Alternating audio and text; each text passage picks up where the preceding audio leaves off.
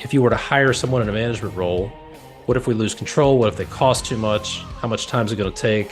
What if I get exposed, et cetera, et cetera? Where do these things exist? Are these realities?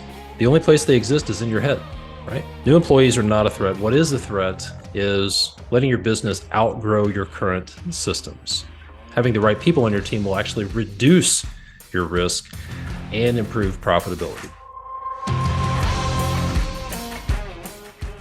Hey guys, Todd here from constructionleadingedge.com. And let me ask you a couple of questions. If you're thinking about hiring someone in the next 12 months, what if there was something you could do, one simple document that would increase their retention by 80%? In other words, increase the chances that they'll stick around long-term by 80%. What if that same document would help improve their productivity during the first 60 to 90 days by 70%? What if your job descriptions are actually setting up your new hires to fail? Your new hire process is designed to make them fail. What if the biggest roadblock to growing your business is something you never really considered? What if it's actually not out there? Would you like to know what that roadblock is? Well, that's what we're going to talk about today.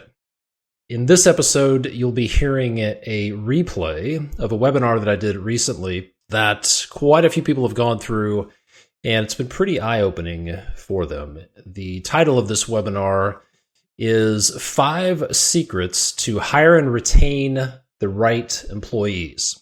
Never make a bad hire again. See, what I realize is that one of the biggest differences between successful construction CEOs and people who are stuck owning a job, basically stuck running a business that they can't get out of. The big difference there is their ability to hire and retain top quality employees. It's one of the big differences. Those successful CEOs are able to find, hire, and retain the right people. And quite frankly, they could be trying to hire people away from you right now.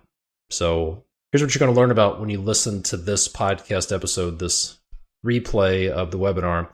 You'll learn 5 secrets to hire and retain the right employees. That you'll learn about the simple document that could improve employee retention by 82%. You'll also be able to download that document for free and get a copy of that. You'll learn why your job descriptions could be setting up your new hires to fail and what you can do instead. We'll talk about why you should pretend you're from Missouri during the interview process, no matter where you live, and how to actually pretend you're from Missouri.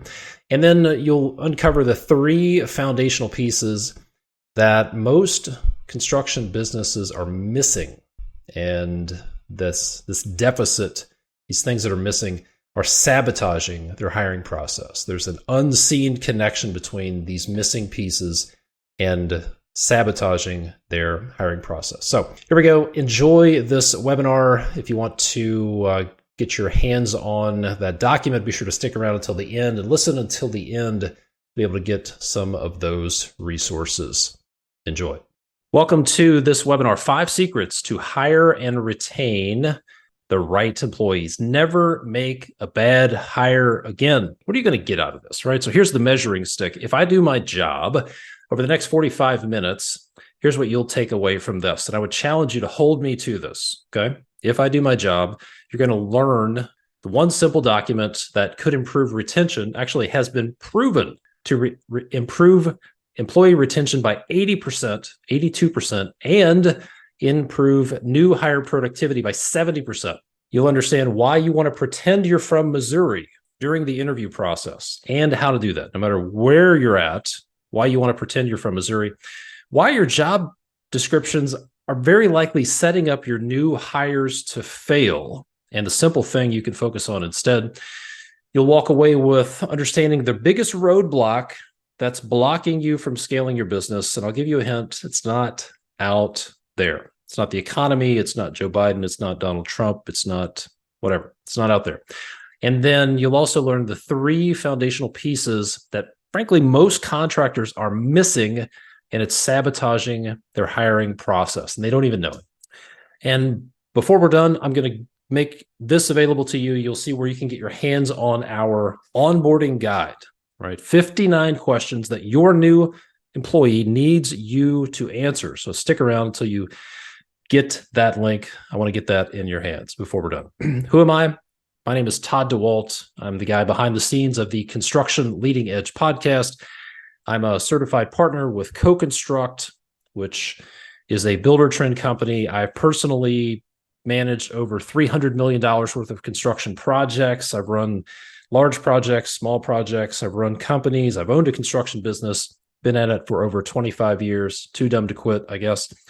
And for the past 5 years, I've specialized in helping construction business owners implement the proven crucial systems so that they can have more freedom, more impact, more wealth, so they can systematize their business. So enough about me. Let's jump into it.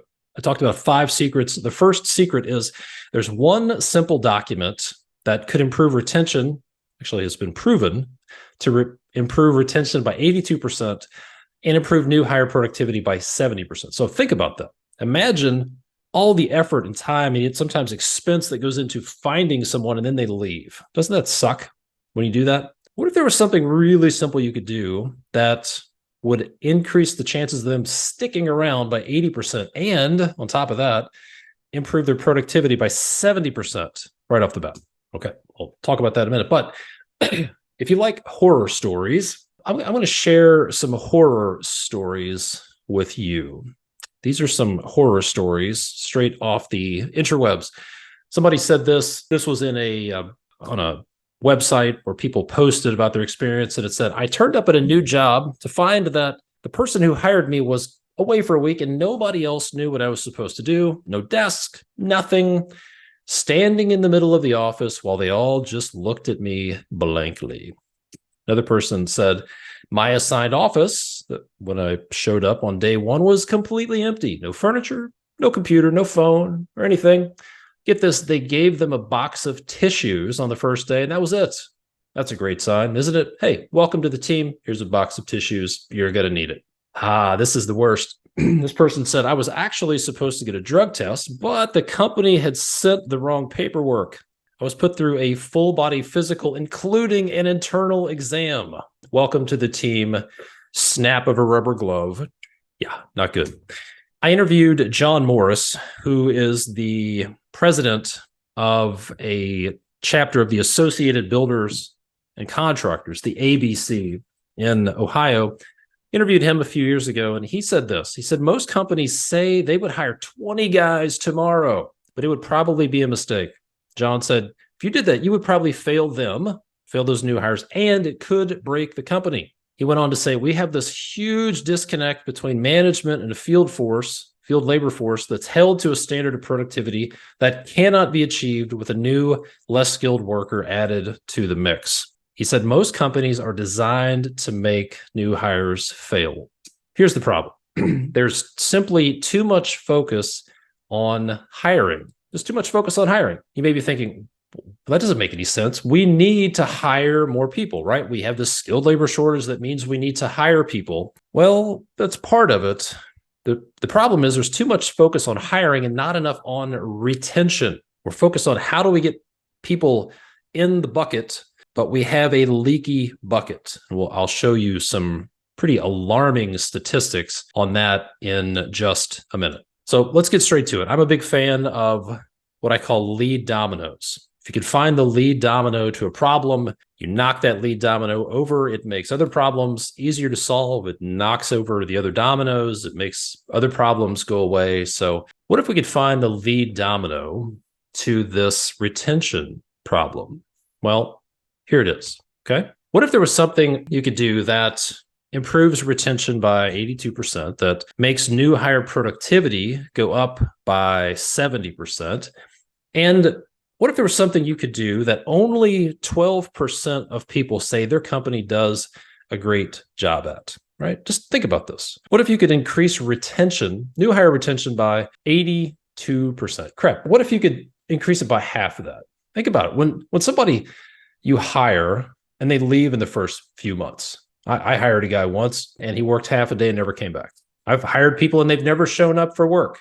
incredibly frustrating. But there were some of these things a lot of these things I wasn't doing. What if you could do that? What would happen if you did one thing that could put you in the top 12% of all employers?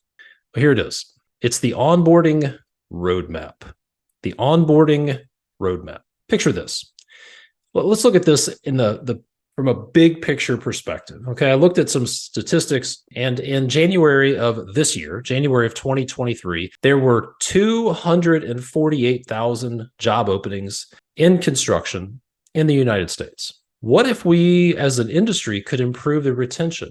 What if you think about it, an alarming number of those 248,000 jobs that get filled will be vacant again in a few months? What if we could improve the retention? What if we could keep people around longer? What if we could improve their productivity? What would that do for the skilled labor shortage? Would that help? Would we need fewer people if we increase the retention, if we increase productivity? Think about it. What would be the ripple effects of that for you? If let's say you need to hire a few more people over the next 12 months, what if you could increase their productivity by 70% and increase the chances of them sticking around by 82%? That's what the onboarding roadmap will do for you. Having a detailed onboarding roadmap for new hires to follow. From day one, this is what you're going to do. You're going to do this the first week, second week, third week, fourth week. Have a step-by-step roadmap that they follow. Okay? Because here's the deal. They have questions. Your new hires have questions that they probably won't ask you, but they need you to answer. Question number 26, what are the company's goals? Question number 30 is one that very few people answer well for their employees, which is, what does winning look like for me? What are my performance goals for this month, for the next quarter, for the next year? Question number 31 is, how is performance measured? What's the measuring stick? And then question number 53 is, how do I get promoted? What do I got to do to get to the next level? Hey, I'm an A player. What do I need to do to get to the next level? All right, so those are a few of the 59 questions that your new employee needs you to answer. That's in an onboarding guide.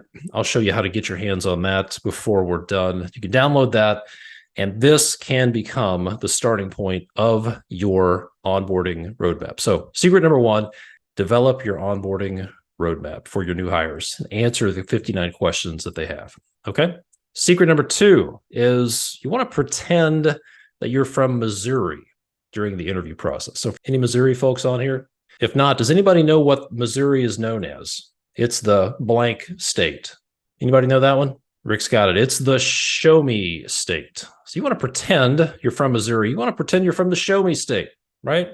I don't know about you, but I've made several bad hires because I was from the tell me what I want to hear state. So you want to pretend you're from the show me state and have people show you what they can do. So a few things you can do. Number one is ask some behavioral questions. Ask some behavioral questions. These are questions that will show you how they think. You want to find out how they think. So this is one you may want to take a screenshot of. Good question is, tell me about a time when you had to work closely with someone whose personality was very different from yours. Right? Another one is, tell me about a time you needed to get information from someone who wasn't very responsive. What did you do? One of my favorites is to say, hey, here's a situation. Okay, here's where something goes wrong. For example, if you're hiring a superintendent, here's the situation.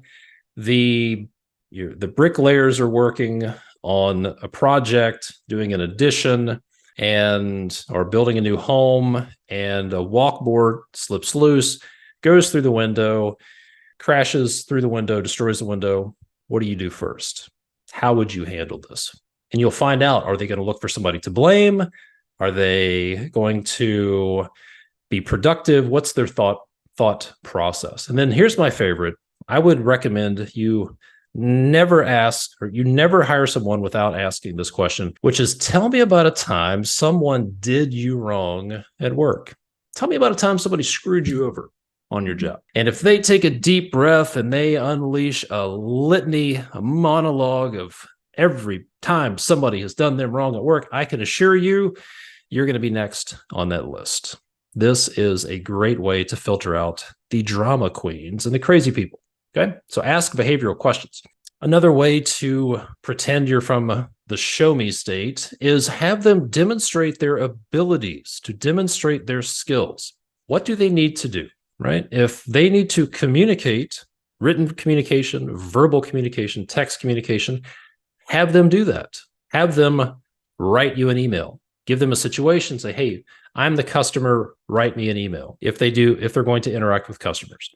But have them show you how they communicate. If they send texts that are super direct, no capitalization, no punctuation, spelling's bad, that could be a problem. Okay. I had a client who hired a construction manager 6 or 8 months ago, super experienced, very knowledgeable on construction, but his communication, his written communication was super direct, super blunt, and it just didn't work with the customers. Okay. If you use specific technology, if you're using CoConstruct or Buildertrend or Procore or something for estimating or scheduling, some specific piece of technology that's crucial to their job, have them show you that they can do it. If it's a piece of equipment or some specific piece of technology, people will say, if you ask, are you familiar with CoConstruct? They'll say, familiar. That's kind of a vague term. I've read about it. I've seen it. I think I saw a YouTube video about it. You're thinking, can you fill out daily logs, create schedules, communicate, update selections? They're thinking, familiar with. Have I ever heard of it? So have them show you that. And then if there are specific skills, if you need a trim carpenter to be able to install crown molding, if you need somebody to be able to finish concrete, have them demonstrate specific skills. Pretend you're from the show me state. So many people, there's a big gap between expectations, and a great way to collapse that gap between your expectations and reality is to pretend you're from the show me state. So I'll pause for a second. What is one thing you want your next potential hire to show you? What's one thing you would want your next potential new hire to show you?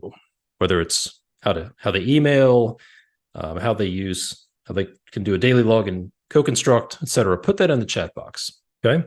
So Jerry said competence. Competence at what specifically? Okay. All right. So here's a couple of examples. Pull over here. Paul said she already has email, phone, scheduling, and selections. Alex said how to organize pre-construction activities using my SYCB. That's our systematize your construction business Buildertrend setup, do an observation in Procore. Perfect. Super specific. Can they do it or not? Show me what you can do. Yeah, love it. Good stuff. That might be one thing to jot down is what you want them to show you in your action items. All right, Jerry said competence at communication with their colleagues. Yeah, good. All right, secret number 3. So secret number 1, let's see, what was secret number 1? Secret number 1 is onboarding roadmap. Have your onboarding roadmap. Secret number 2 is pretend you're from the show me state. Secret number 3, unfortunately, your new job descriptions are very likely setting up your new hires to fail. Let's take a look at an example. This is a real life job posting for a superintendent for a large national home builder. Okay, not one of our clients, large national home builder. And I'll just read through some of these things that stand out to me. And I want you to think about a couple of filter questions. How specific is this? How is this going to be measured? What's most important? Okay. How specific is it? How will this be measured? What's most important? Okay. So right off the bat, this is for a superintendent. Essential duties and responsibilities include the following. And then just right off the bat, other duties may be assigned. So we may change the whole game on you. And we read through some of these things. They approve work being performed by subcontractors and handle any related issues. Okay. Any related issues. Wow, that's pretty broad. They authorize payment of subcontractors upon thorough inspection. All right. Well, my question is, what does a thorough inspection mean? What is the inspection process? Show me the checklist. How's it going to be done? Right? Because eventually, when you hire this person, you're going to expect them to do these things, right? So how are they going to do it? And a few others. Follow up with homeowners to ensure concerns are addressed in a timely and professional manner. Timely. Are we talking about geologic timeframes? Is this 24 hours? Is it 5 minutes? What does timely mean? They conduct all business in a professional, that makes sense, and ethical manner. And this is my favorite, to serve customers and, quote, increase the goodwill of the company. All right, how am I going to increase the goodwill? Is this the most important part of my job? How's it going to be measured? Is there a goodwill-ometer somewhere? I don't know. I like this one. They have the ability to work additional hours as necessary, maintain good rapport with subcontractors, and then suggest improvements within the system. Okay, so my questions would be, and this is actually about a half of what was on the job description. I just cut it down because it was ridiculously long. So my question would be, what's most important? They all sort of look like they're of equal importance. If we're going by what's at the top of the list, do we go by what's at the bottom of the list as what's most important? It's all the same font. I did all the highlighting. So what's most important? What should they spend their time on? What's going to be measured? How will it be measured? We have to be more specific. So I've developed this concept that I call the Big Five concept. And it is one of the best ways to articulate to a new hire and to anybody on your team what really matters. Remember, one of those questions on the onboarding guide is, how is my performance measured? Well, the Big Five is the answer to that question. Here's the process for developing your Big Five. Start with the desired outcomes for this role. Think about, what does winning look like for this role? For a superintendent, what are the outcomes? Not activities. We don't start with activities. What are the outcomes? Is it projects will be completed on schedule, on budget, customer satisfaction, safety, quality, warranty issues, profitability? What are the outcomes that you expect this person to deliver? And then we work backwards from there, and we come up with some of the activities that will very likely cause them to achieve those outcomes. What are the activities that will increase the likelihood of them achieving those outcomes? And these Big Five activities should be just that. They should be activities. These are leading indicators of success. All right. So there are leading indicators and there are lagging indicators. A lagging indicator is the P&L report on a completed job. It's rear view mirror. There's nothing you can do to change it. It's a lagging indicator. It's post-mortem. Maybe you can use it for the next cycle, the next project, but we want leading indicators. What are things we can do that will be leading indicators of success? They should be measurable. We should be able to say, did they do this activity or did they not do this activity? Did they do it completely or not? What I found is some sort of deliverable is ideal. An ideal Big Five activity would be a deliverable, something they do. It's a report, a daily log, pictures, a completed checklist, something that is an activity that they complete that will lead to the outcome you want. And you can look at it and say, yes, it was complete and it was completed properly. So for example, a very common one for a superintendent would be daily logs. So it's one thing to say, how many of you have seen a daily log that said something like, no work today? Or maybe like one word, rain. Did they complete the daily log? They did a daily log. Is it complete?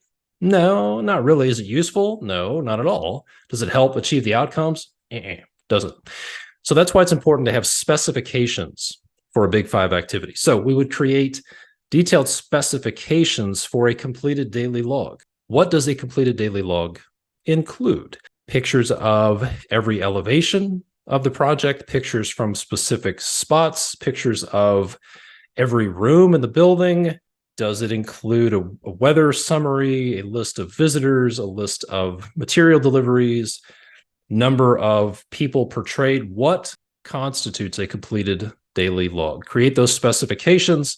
That gives you the specs. So they know what it means to do a daily log. Once you have your Big Five in place, this operates like a scorecard. If you set this up right, then you can use this as a scorecard. Who's completing their big 5 activities? What's their completion percentage of the big 5 activities? I just finished up interviewing one of our clients, Alex Gregg, who's dialed in his big 5. And when he has one-on-one conversations, which with each of the folks on his team, he'll pull out their big 5 and say, how are you doing on your big 5? How's it going with your big 5? And it's not this fuzzy conversation. It's, hey, you're 80% on your daily logs. You're doing great on your schedule updates. You're at 98%. How are we doing on your big 5? It's very, very objective to scorecard. Here's what a well-designed big 5 will do. All right, we talk about outcomes. The outcomes of a well-designed big 5 would include, it clearly defines the most important activities.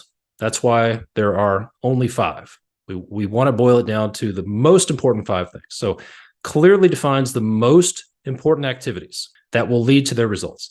It helps them stay focused on what they need to be doing to be successful. It makes it simpler for you or their manager to measure how well they're doing. And since we're talking about leading indicators, it provides early indicators of problems. You can start to see if someone's not completing their big 5 activities, you have a problem. You need to jump in because chances are things are going to be going south.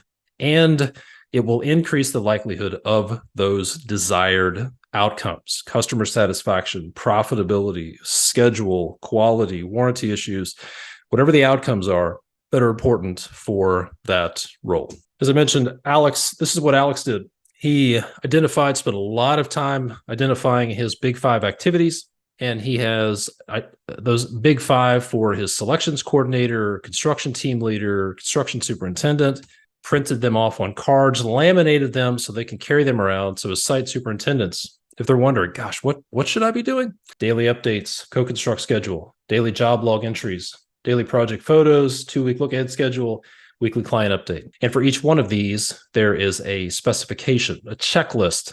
That way, a brand new site superintendent can come in cold, not knowing what's going on. They have their big 5. They know what needs to be done. They have the detailed specifications on how it needs to be done, and they can be confident that they're doing their job. See, that's one of the biggest problems that people have. New hires have no idea if they're doing their job. We worked with a custom builder in Southwest Florida last year, actually spent a couple of days with their team. And before we went down there, we interviewed a new hire, young lady who'd been with the company for a few months. Get this, she'd been with the company a few months. And when we interviewed her and asked her, tell us about your job, your roles and responsibilities, she said this: I have no idea what I was hired to do. She was in the office, selections, pre-construction, very talented, well-paid individual. And she said, I have no idea what I was hired to do. How long do you think she's going to stick around in a very competitive environment, in a very competitive economy, when she is floundering and doesn't know what she's going to do? If somebody comes along and says, hey there, we have an opportunity, here's what we would like you to do, and they presented her with a big 5 and an opportunity, it's a pretty good chance she would jump. Okay. So that's secret number 3. The big 5 makes it really simple for you and for everybody. All right.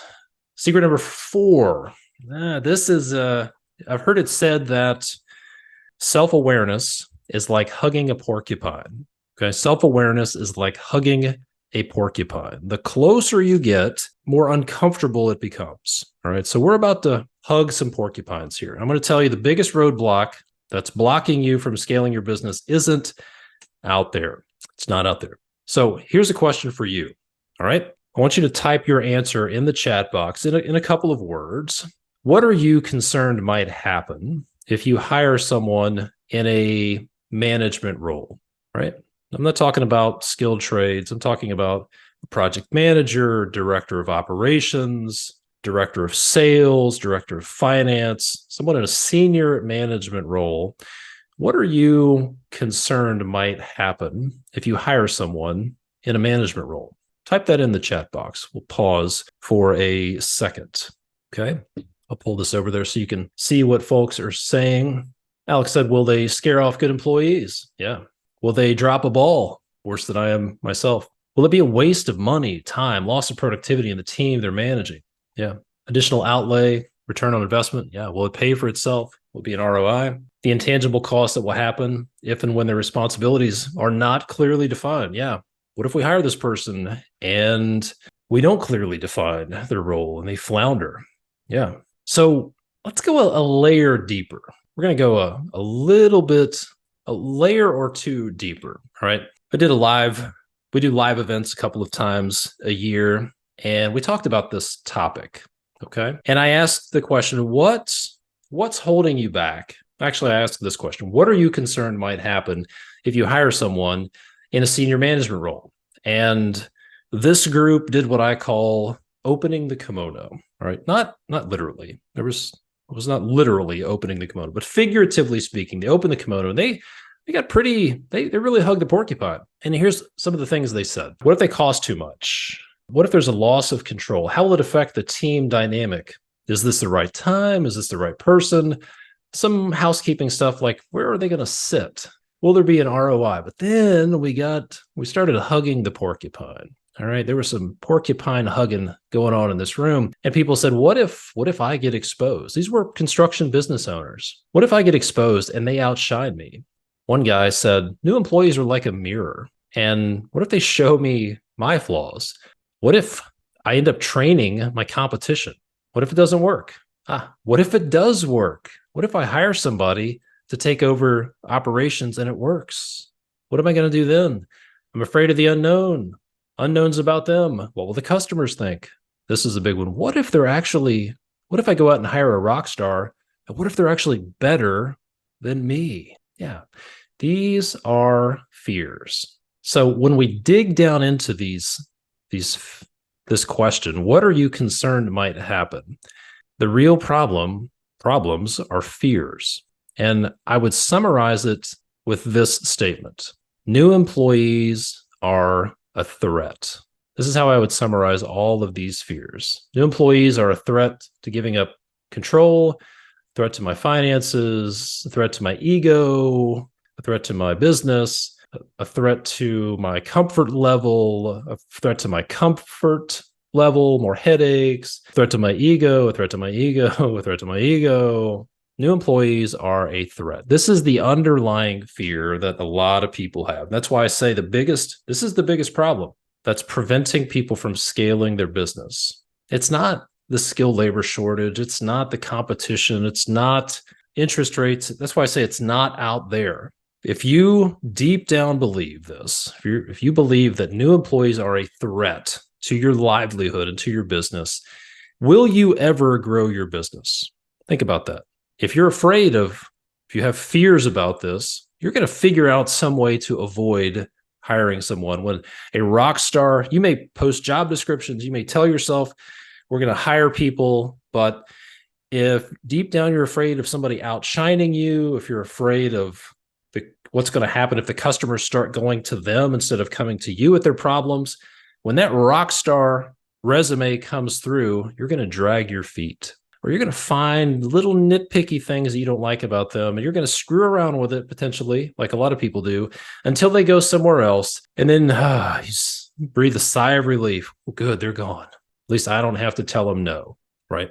So let's look at this objectively. What is risky? Okay. I'm going to just tell you, new employees, growing your business is not risky. When you have the right systems in place, it's not risky. What is risky? Let me ask you this. Are you at risk right now? What if something happens to you? Would your business survive? If something happened to you, if you were incapacitated for a couple of weeks and couldn't come to the office, you're in the hospital for a couple of weeks for some reason, or incapacitated for a couple of weeks, would your business survive? If something really bad happened to you, would your business survive? What would happen to your family? How many details are slipping through the cracks right now? How many mistakes are being made? How much profit is just bleeding out because you don't have the right people in place? Is the fact that everything runs through you and depends on you a risk to your business, right? So that's why I say you're probably at risk right now, and hiring the right people will actually reduce your risk, but you have to get over that fear, okay? So secret number 4 is your biggest problem's not out there.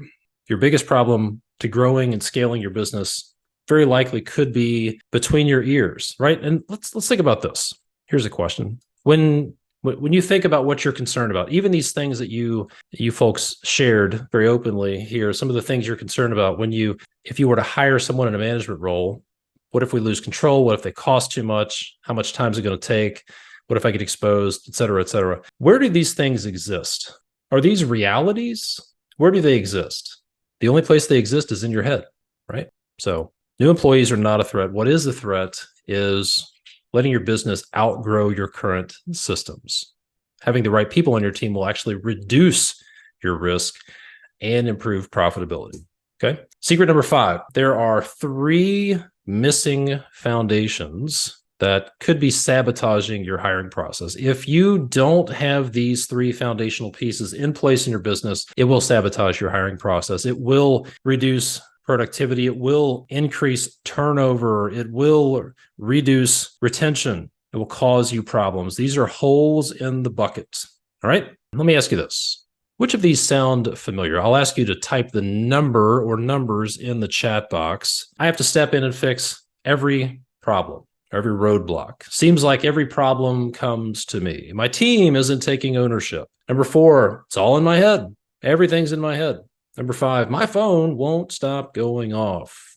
Notifications, text messages, phone calls, emails, hundreds of messages a day. Number 6, you're constantly putting out fires. Number 7, working 60, 70, 80 hours a week. Number 8, the business consumes my life.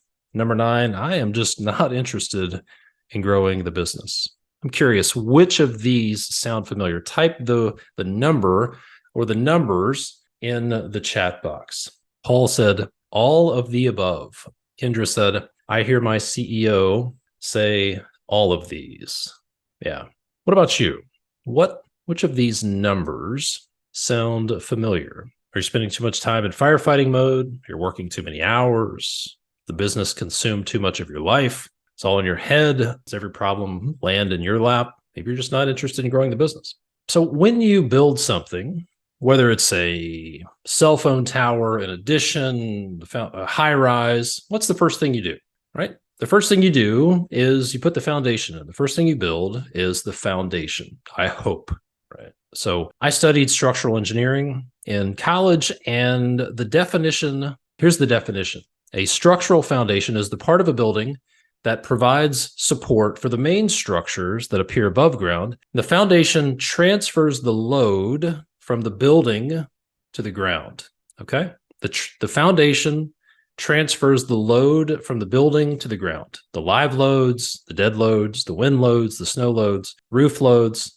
That's the job of the foundation. It transfers the load of the building to the ground. I'm curious, if you had an organizational chart, it might look like this.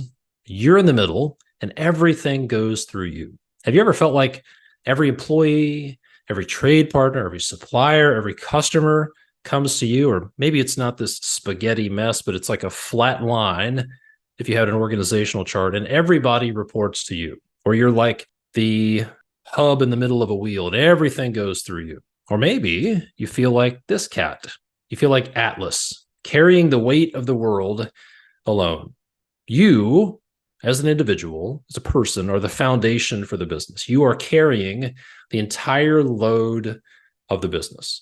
The load of operations, the load of sales, the load of finance, the load of customers, trade partners, purchasing, marketing, website, everything goes through you. If you feel like this, you are not alone. So how do you distribute the load of your business better so it's not on you? How do you put a foundation like this in place to distribute the load instead of looking like this or like this? Okay. Well, there are 3 foundations that every construction business requires. And if you're having hiring and retention problems, it's very likely that you have a deficiency. You're missing one of these foundations. And here they are. Number 1 is your accountability chart. Number 2 is your nail the handoff process. And I'll break these down in more detail in just a minute. Then number three is your CEO schedule. There's actually a fourth one. If you're a remodeler or home builder, I'll talk to you about in just a minute. I've got something for you on that. So let's talk about your accountability chart. This is where you design your accountability chart. You design your organization for the future. Imagine you're building something. It's a multi-phase project like one I worked on 20, 25 years ago. It was a parking garage that the Newport on the Levee aquarium was going to be built on top of. When they built the parking garage, 3 or 4 levels below grade, they weren't exactly sure what was going to be on the top level. But it would have been really dumb to build the parking garage and then wait, figure out what was going to be on top, and then go back and try to fix the foundations. Well, that's what a lot of businesses do. They kind of scab together this half-ass foundation just to get started, what we call just enough to start. And then they start loading it up, and then it gets overloaded and stuff starts to break. And then they try to go back and fix it. So what is smarter is to design your accountability chart for the future. This is a foundation of the business where you're distributing the load of your business to other people on your team. And when you have your accountability chart in place, several things it will do for you. It will decentralize decisions. You push decisions out to other people on the team. This is you. You'll have senior leaders on your team, and then they will manage people on their team who will manage people on their team.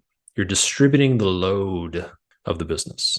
Okay. You'll have clearly defined lanes. You'll be able to create a culture of accountability. You'll be able to delegate results instead of delegating tasks. Instead of telling people, hey, do this, do this, do this, do this, you can delegate outcomes and results. So this is the first foundational piece that's missing. And when you think about if you're going to hire someone, wouldn't it be great to know exactly, for you to know exactly what results they'll be accountable for, what you want to hold them accountable to, who they're accountable to, clearly define lanes, what decisions they will be accountable for? Yeah, this is crucial. Before you hire anyone, please design your organization for the future. Don't just make knee-jerk reaction hires. The second crucial foundational piece is to design your nail the handoff process. This is the best way I know to visualize this. Here's the old way, where we have pre-construction. We are doing some planning, some selections, maybe doing design work, and we do just enough to get started. And then we start construction. But we continue with pre-construction activities, making selections, figuring stuff out, maybe doing design work, ordering materials, purchasing, well into construction. And where there's overlap between pre-construction and construction, you have chaos, absolute chaos, changes, selections get made. Things are ordered only to be found out they're discontinued. Subcontractors get bought out only to find out their pricing went up, and you have uncomfortable conversations and profit bleeds and schedule delays and all sorts of problems. So the new way is to have a pre-construction phase that is well-defined. Then there's a break in the action before the start of construction, and you nail the handoff from pre-construction to construction. You have a team that is accountable for a pre-construction phase, and they hand off the process, the project to construction, who is accountable for that. And then the third crucial system, if you're a business owner, you have to have your CEO schedule in place. Your time is one of your company's most valuable resources. You need to be in control of your schedule so you can focus on the strategic, high-level, high-value tasks that nobody else in your company can do, and your company is depending on you to do. You need time to focus on the big picture, high-level strategic activities. And then there's one more. If you are a home builder or a remodeling contractor, there's one more like sub-foundational piece that is often overlooked. You need to get paid for estimates, okay? You need to get paid for estimating and pre-construction. I don't have time to get into this, but 2 words, free estimate, are at their root causes of so many problems for small construction businesses. So if you're a custom home builder, remodeling contractor, or even a light commercial general contractor, you got to get paid for estimates. And we have declared war on free estimates around here. And we're giving away our Get Paid for Estimates masterclass with all the tools you need to get paid for estimates. So if you want to get your hands on that, I would encourage you to do that. You can go to this link, constructionleadingedge.com/start. I'll put that in the chat box and get your hands on that. You can enroll in our Get Paid for Estimates Masterclass that hundreds of folks have gone through, and they are now getting paid for estimates. If that sounds too good to be true, it's not. You need to do it. It's absolutely crucial. It'll revolutionize your business. All right. So to recap, the 5 secrets to hire and retain the right people to never make bad hires again. Put together your onboarding roadmap. And I'll show you how to get that onboarding guide in just a moment. Pretend that you're from the show me state. Have them demonstrate their ability. Show you what they can do. Put together your big 5 for the next role that you want to hire for. You got to get over your fears. Hug the porcupine. Get over those fears. Realize that not having the right people in place is more risky than hiring someone, and then you got to fix your foundations. Get your CEO schedule in place, design your accountability chart, and then design your nail the handoff process. All right, so I just threw a bunch of stuff at you. How can we help? This is exactly the work we do. We help people put their crucial systems, proven crucial systems in place. If you want to get those foundations, if you're like, oh man, we're missing these foundational pieces. We don't have our accountability chart. We've got to nail the handoff. I got to get my CEO schedule in place. If you want help, we can help. Okay, we've set aside some time and we'll set up a call with you to do a free business evaluation. All right, we will help you get clear on what the true underlying root causes of your problems are, help you get clear on what your objectives are for the next 12 months, and we'll map out a plan to turn those into reality. We'll show you the proven crucial systems. We'll show you some things that our construction business owner clients are doing to solve those problems. How much does it cost? It's free. Okay, it's a free call. However, there is a catch. It's not for everyone. This free business evaluation is not for everyone. It's for you if you own a construction business, have owned it for over 2 years, and you have a team in place. This is not for folks who are thinking about starting a business or they're a one-person show. All right, you're just not ready for that.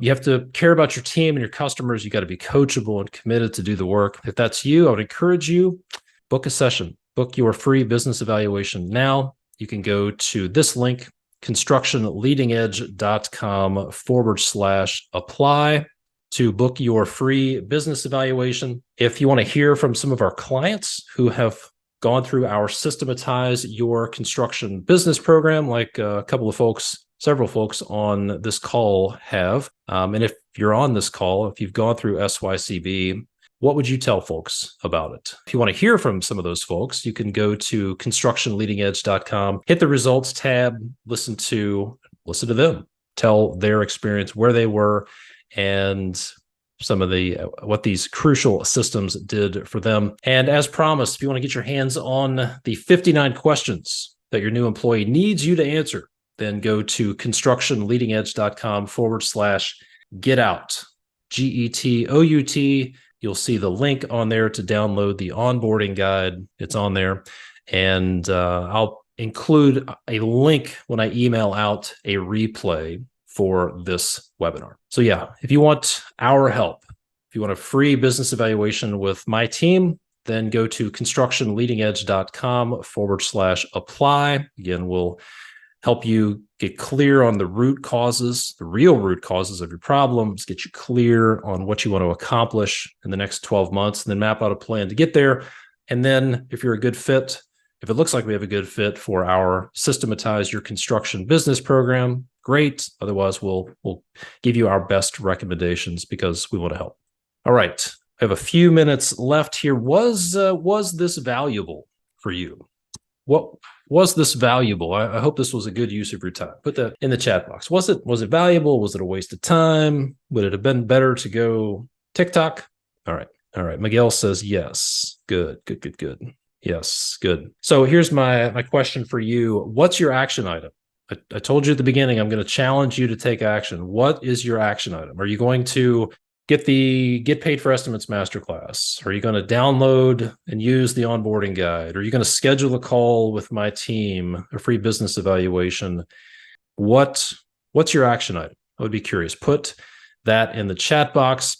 And we're going to wrap up the recording. I'll stick around for a few minutes. So those of you watching the replay, if you want to schedule a free business evaluation with my team, please go to constructionleadingedge.com/apply, and I'll stick around and answer questions that you folks have. Hey, it's Todd again. Hope you enjoyed that episode. Be sure to check out the show notes for more details over at constructionleadingedge.com/podcast. And if you get value out of this podcast, would you do me a favor? Would you please leave a rating and a review on Apple Podcasts or Spotify? And if you're watching on YouTube, please like and subscribe.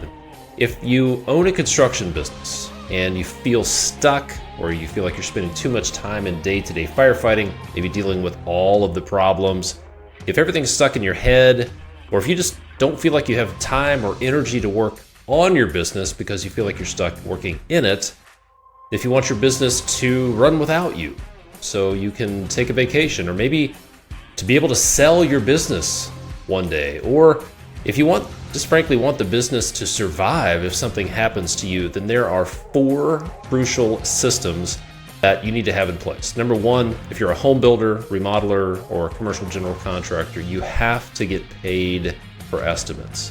Those free estimates are killing your bottom line, sucking the life out of you. And you can get all the tools you need to get paid for estimates, the templates, sales scripts, pricing guidance, and let's face it, the confidence that you need. You can get all of that for free right now over at constructionleadingedge.com/start. You'll get the entire Get Paid for Estimates masterclass. Go to constructionleadingedge.com/start. You can get all of that for free. The second crucial system is that you need to design your business for the future. You need to establish the major functions of your business and the results that each function is accountable for. You need to have clearly defined roles and responsibilities. This is the foundation of every successful business, and the best way to do that is to design your accountability chart for the future. Number 3, you need to design and document your process to nail the handoff from the office to the field.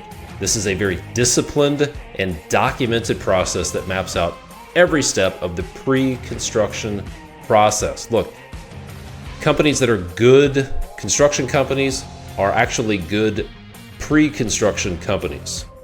They're good pre-construction companies.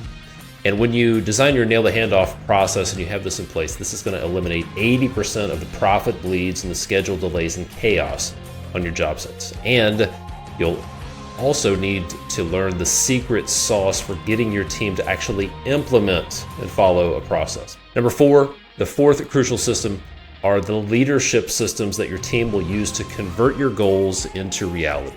Look, somebody needs to be planning tomorrow's work today. Someone needs to be doing a 2-week look ahead.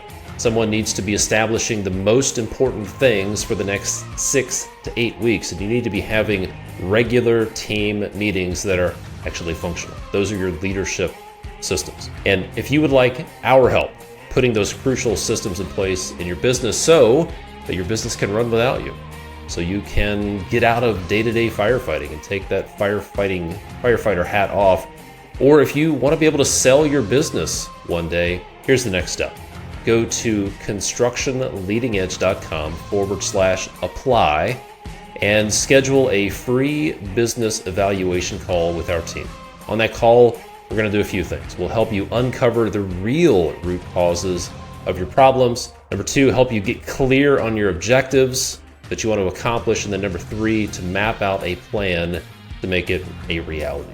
We'll also share with you some of the things that our construction business owner clients are doing to accomplish their goals and solve the problems that you're probably dealing with. And then if you're a fit, it looks like we have a good mutual fit, we'll discuss our Systematize Your Construction Business program. So to schedule your free business evaluation, head on over to constructionleadingedge.com/apply, APPLY. Hey, thanks for listening. I'll see you next time.